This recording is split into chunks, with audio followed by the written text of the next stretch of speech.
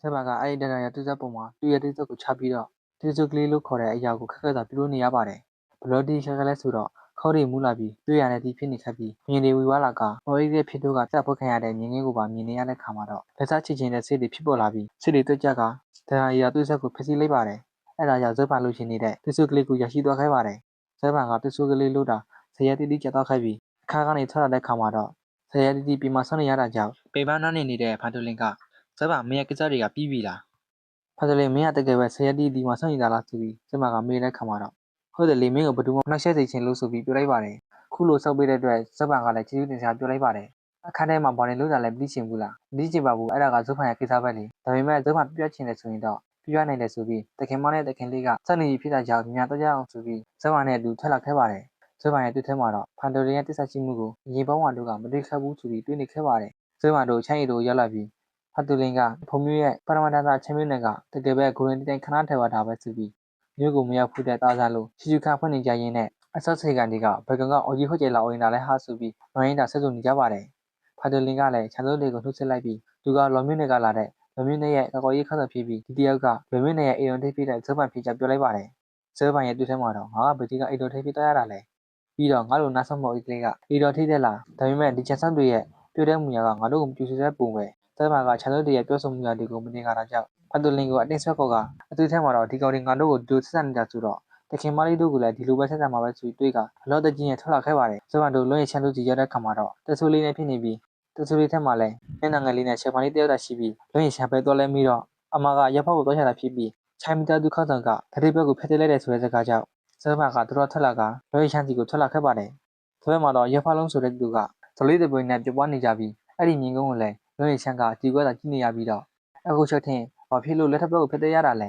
အခုချက်ထင်ကတော့လက်ထပ်ဘက်ကိုဖျက်သိချင်လိမ့်မယ်လို့သူမတော့မထင်ဘူးဒါကြောင့်အကူရဲ့ဖေကိုဖျက်ပေးနိုင်မလားအခုချက်ထင်ပြန်လဲတူးတက်ပြီးတော့လော်မီတာသူကိုကူညီပြပါဦးဆိုပြီးလွှင့်ချမ်းကငိုယူကသွတ်ဆုံနေတဲ့ခါမှာခုနကချက်ထင်ရဲ့ဆောင်းနေတဲ့ယူဖေလို့ခေါ်တဲ့မိန်းကလေးကပါရဲလိုက်ပါတယ်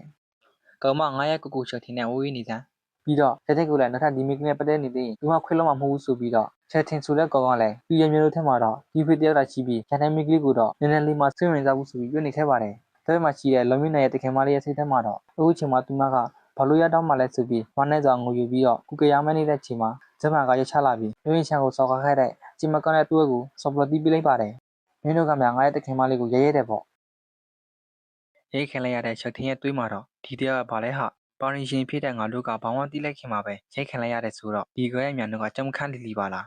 းဒီကွယ်ရဲ့ဆေးကငါတို့ထက်မြင့်မှတီချပဲဇက်မှန်ကလော်မင်းနဲ့တခင်မလေးကိုတင်းတဲပေးလိုက်ပြီးထွက်သွားဖို့လို့တဲ့ချိန်မှာခုနကဇက်မှန်ရိုက်တာခံလိုက်ရတဲ့ယူဖေးကတားလိုက်ပြီးတော့ငါတို့ကိုရိုက်ချင်တဲ့ရိုက်ပြီးထွက်သွားချင်တိုင်းထွက်သွားလို့ရမှာလားခုနကကိစ္စတဲ့မင်းတို့ငါ့ကိုဒူးထပ်ပြီးဥဒိုးကြီးချကတုံးပန်ရလိမ့်မယ်သူတဲ့ပြေဇက်မှန်ဆိုတဲ့ကောင်ပေါ့လောရင်ရှာကလည်းမလို့နိုင်ဘူးဆိုပြီးငင်းနေတာကြောင့်မင်းတို့ဒီမတုံးပန်ရင်တော့လောရင်ရှာမင်းရောက်မင်းရဲ့ညီကိုပါတက်ဆုံရွှေရလိမ့်မယ်ဆိုပြီးပြောလိုက်တာကြောင့်လောရင်ရှာသူ့ရဲ့ညီအတွက်စိုးရင်သွားပြီးဒူးတော့ဖို့လို့တဲ့ချိန်မှာဇက်မှန်ကခုတ်ထွက်သွားပြီးတော့သူတို့နှစ်ယောက်လုံးကိုမျက်နှာနဲ့မြင်ကြီးကိုမိဆက်ပေးလိုက်ပါတယ်ဇက်မှန်ကသူတို့နှစ်ယောက်ကိုရိုက်ပြီးတော့ငါတော့မှပုံမင်းတို့ကထိုက်တန်လို့လာ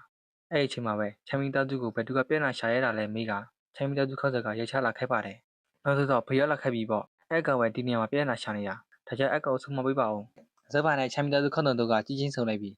ခင်ဗျားဆွမ်းကစိတ်ချင်းဟုတ်တယ်မလာ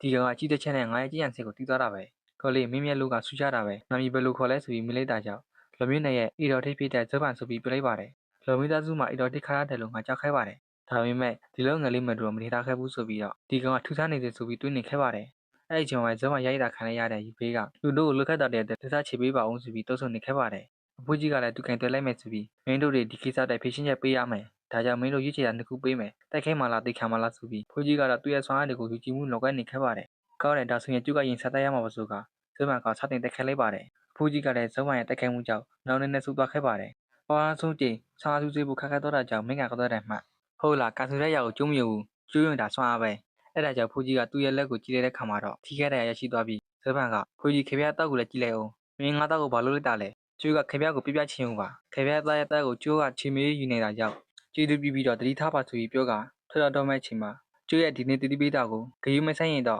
့ခေပြားတောက်ကိုစူတာပေးမယ်ဆိုပြီးချီချက်ကထွက်လာခဲ့ပါတယ်ဇက်မှန်တို့ထွက်သွားတာကိုချမ်းမီတော်စုခောက်စုံတို့ကကြည်ရွကလည်းဘာမှမတန်းနိုင်တာကြောင့်ဇက်မှန်ရဲတဲ့ခံရတဲ့ယူဖေးကသူတို့ကိုဒီတိုင်းလှော့ပေးလိုက်မှလားဆိုပြီးမေးတာကြောင့်ဇက်မှန်ကသာမြင်မရှိပေးရင် ငါကမှသူမိတို့ရဲ့အန်ဒီရဲ့ဖြစ်စီလိမ့်မယ်ဒါကြောင့်ဦးလေးဇက်ပံကိုရှေ့ပေးဖို့မြန်ဆုပ်စီရင်ဆွဲလိုက်မယ်ဆိုပြီးပြောလိုက်ပါတယ်ဦးလေးချက်ကသူတို့ကိုကြက်ချင်ကြောက်လိမ့်မယ်လူမတို့မိသားစုကြီးကဲတွေကတော့သူ့ကိုကြောက်အောင်မဟုတ်ဘူးဆိုပြီးတော့အင်ပါရဲ့9မိသားစုဝင်ကိုစော်ကားတဲ့ကျူးဆက်ကိုသူတို့ကခံစားရလိမ့်မယ်ဆိုပြီးဇက်ပံကိုကြည်စဲနေခဲ့ပါတယ်